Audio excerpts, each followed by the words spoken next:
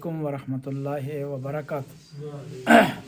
रब्ब इश्रह ली सदरी व यस्सिर ली अमरी वहलुल उक़दतम मिन लिसानी यफ़क़हू क़ौली। रब्ब अदख़िलनी मुदख़िल सिद्क़िन व अख़रिजनी मुख़रिज सिद्क़िन वजअलनी मिन लदुनका सुल्तानन नसीरा।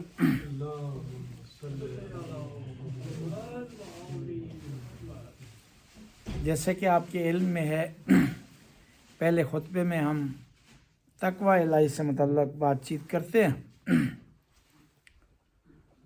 कि खुदा ने कौन से ऐसे क़वानीन, शरीयत और तालीमात हमारे लिए भेजी हैं कि उनके अंदर रह करके हम बेहतरीन ज़िंदगी गुजार सकते हैं, और उनको अगर फॉलो करें मुश्किलात से बच सकते हैं, हमारी ज़िंदगी में आसानियाँ आ सकती हैं। तो ये जानने के लिए हमारे पास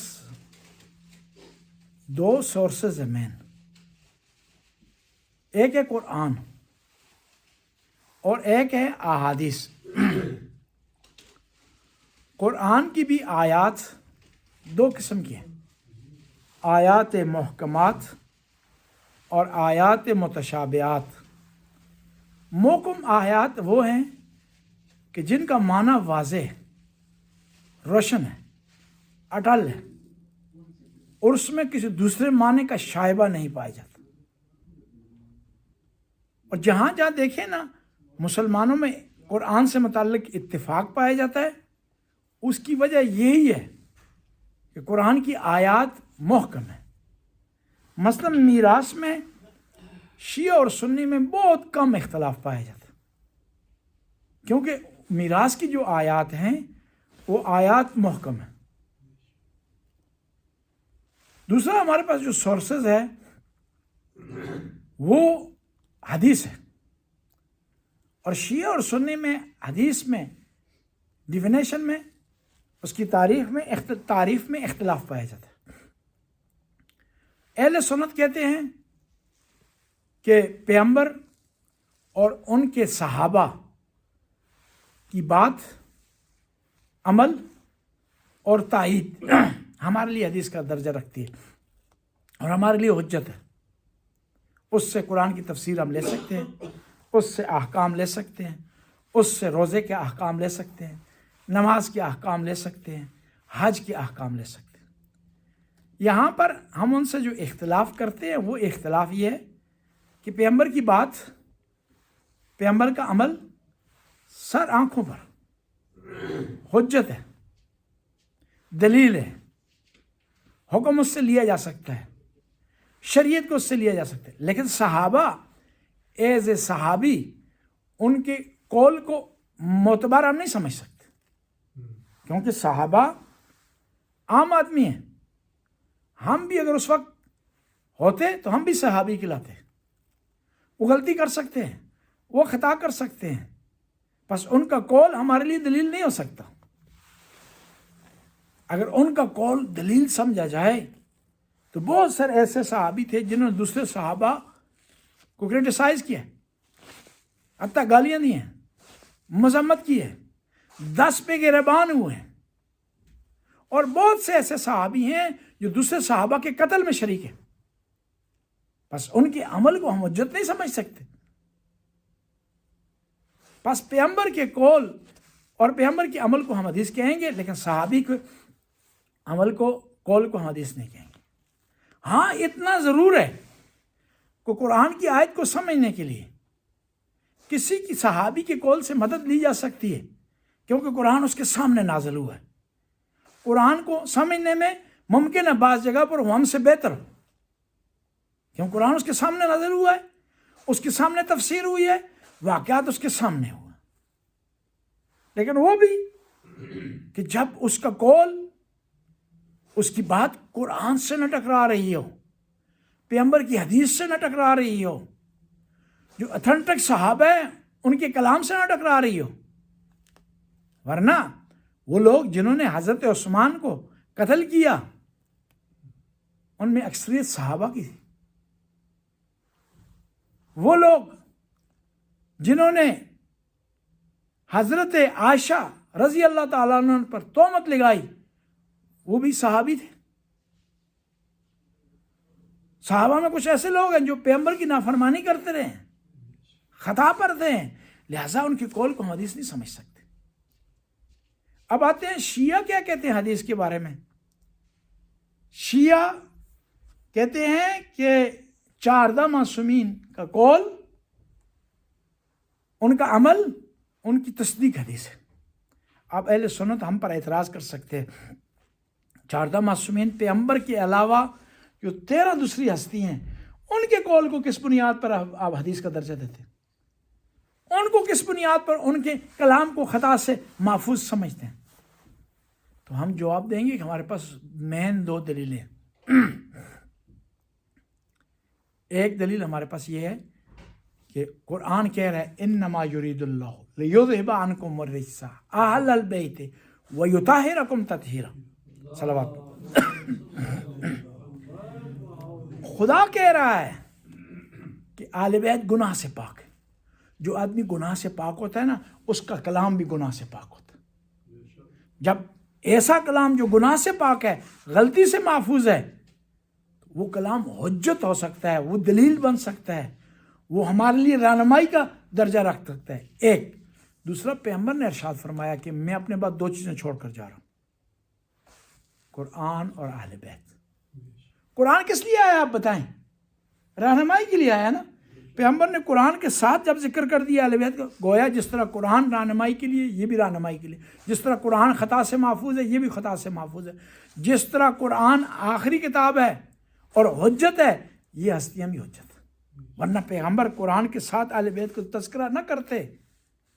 اب لوگ کہتے ہیں پیغمبر نے کہا کہ قرآن پر عمل کرو، اہل بیت سے محبت کرو۔ حدیث میں یہ چیز نہیں ملتی۔ کہا کہ تمہارے درمیان 2 چیزیں چھوڑ کر جا رہا ہوں، قرآن و اہل بیت۔ جو کام قرآن کا ہے وہی اہل بیت کا ہے، جو سلوک تم نے قرآن سے کرنا ہے وہی اہل بیت سے۔ تو مسلمانوں نے ایک اور کام کیا، سلوک سیم ہی کیے جی۔ صفین میں قرآن نیزے پر بلند کر دیے، کربلا میں اہل بیت کو نیزے پر بلند کر دیے۔ سلوک سیم کیا، جس طرح قرآن پر ظلم کیا اس طرح اہل بیت پر بھی ظلم کیا۔ جس طرح قرآن پر لوگ نہیں چلے اس طرح اہل بیت کے کوئی فالو لوگوں نے نہیں کیا۔ بس اہل بیت کا جو کلام ہے ہمارے لیے حجت ہے، اور اس سے اللہ کی تعلیمات کو لیا جا سکتا ہے، اس سے شریعت کو لیا جا سکتا ہے، اس سے احکام کو لیا جا سکتا ہے۔ تو اسی سلسلے میں امیر المومنین کی ایک حدیث کا انتخاب کیا ہے، وہ آپ کی خدمت میں بیان کرتے ہیں۔ ایک صلوات پڑھیں۔ انما اخشى علیکم اثنین، گلزار اگر گرم پانی تھوڑا سا لیں۔ انما اخشى علیکم اثنین، طول العمل و اتباع الہوى۔ امیر المومنین فرماتے ہیں کہ اے میرے ماننے والوں، اے میرے چاہنے والوں، اے میرے شیعوں، میں تمہارے متعلق 2 چیزوں سے ڈرتا ہوں، کہ ان 2 چیزوں میں مبتلا نہ ہو جاؤ، اور ان چیزوں میں اگر مبتلا نہیں ہوگے تو کامیاب رہو گے۔ ایک یہ ہے کہ طول العمل، لمبی لمبی آرزویں، کہ ابھی 1 گاڑی ہوگی یا 2 گاڑیاں ہو جانی چاہیے، اب 1 مکان ہو گیا ہے تو اب دوسرا مکان بھی ہونا چاہیے۔ زیادہ پراپرٹی حاصل کرنے میں کوئی حرج نہیں، لیکن اس تگدو میں دین کو چھوڑ دینا یہ صحیح نہیں ہے، اس تگدو میں رشتہ داریوں کو چھوڑ دینا وہ صحیح نہیں ہے، اس آرزو کو پورا کرنے کے چکر میں دنیا سے کٹ جانا یہ صحیح نہیں ہے، اس آرزو کو چکر کو پورا کرنے کے اس کے چکر میں اولاد کی تربیت انسان چھوڑ دے یہ صحیح نہیں ہے، نماز میں آنا چھوڑ دے یہ صحیح نہیں ہے، مذہبی جو مراسم ہیں، مجالس ہیں، جشن، ان کو چھوڑ دے یہ صحیح نہیں ہے۔ دیکھیں نا، زندگی میں آپ کے مختلف کام پیش آتے ہیں،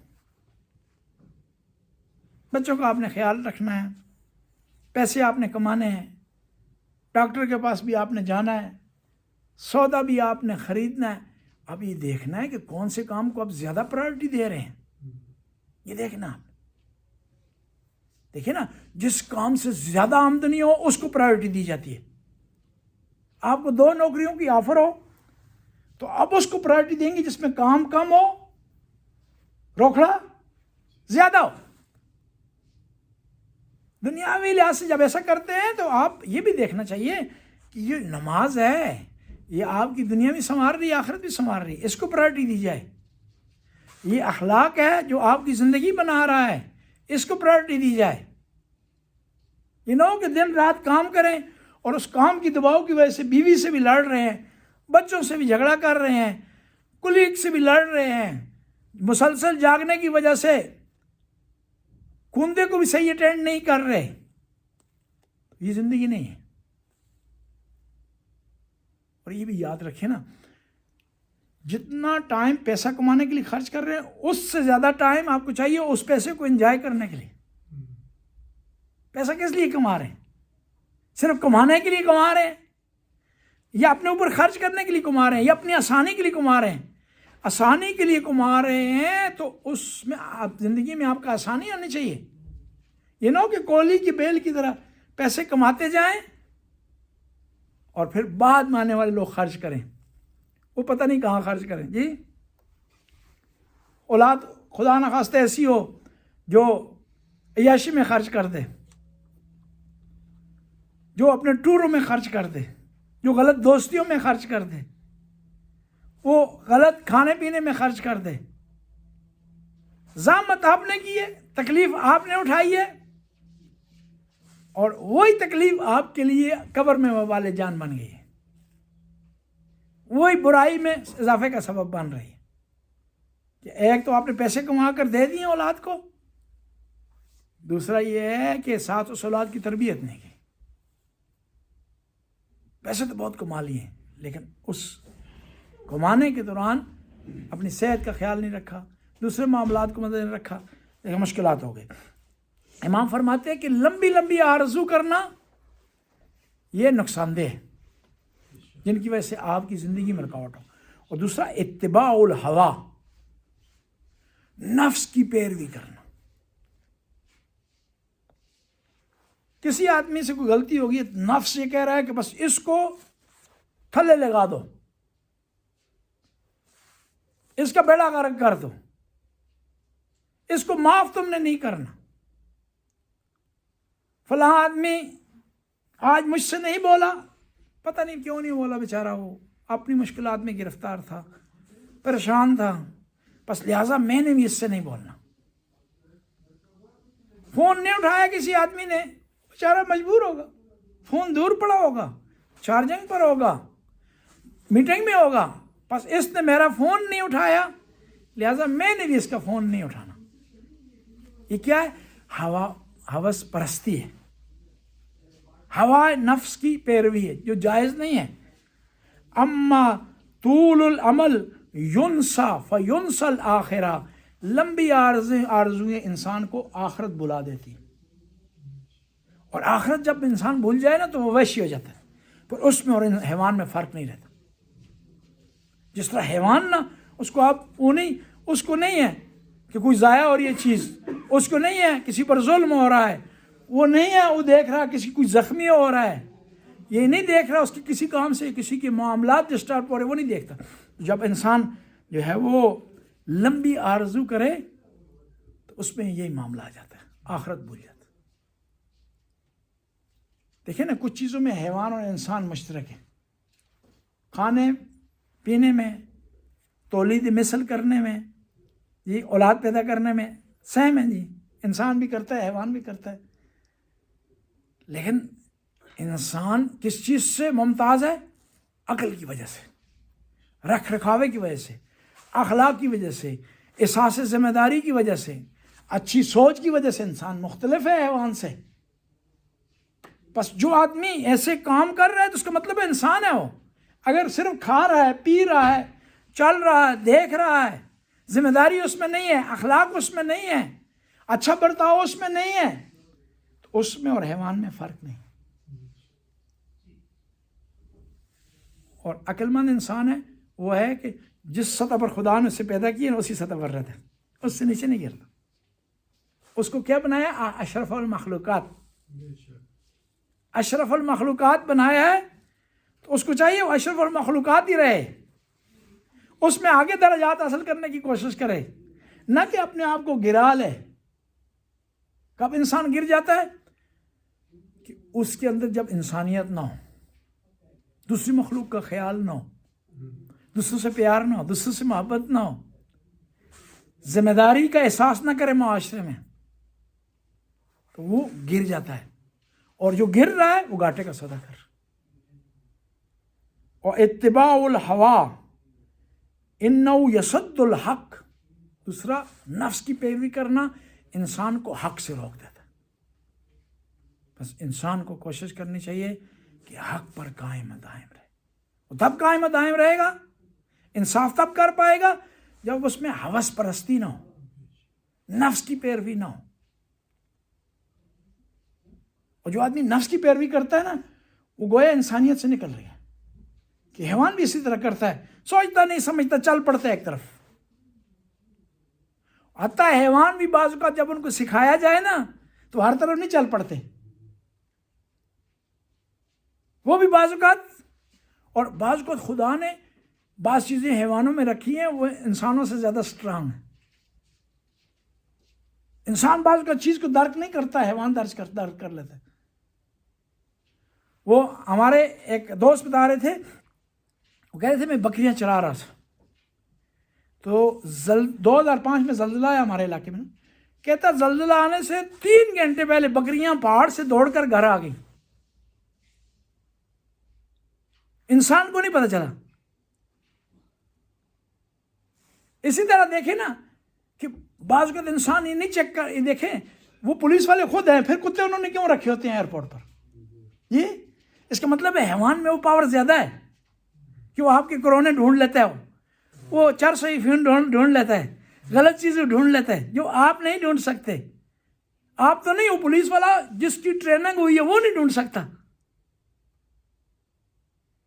بس یہ جو طاقتیں ہیں نا، دیکھنے کی، سونگنے کی، کھانے کی، پینے کا، جو اس پر فخر نہ کریں.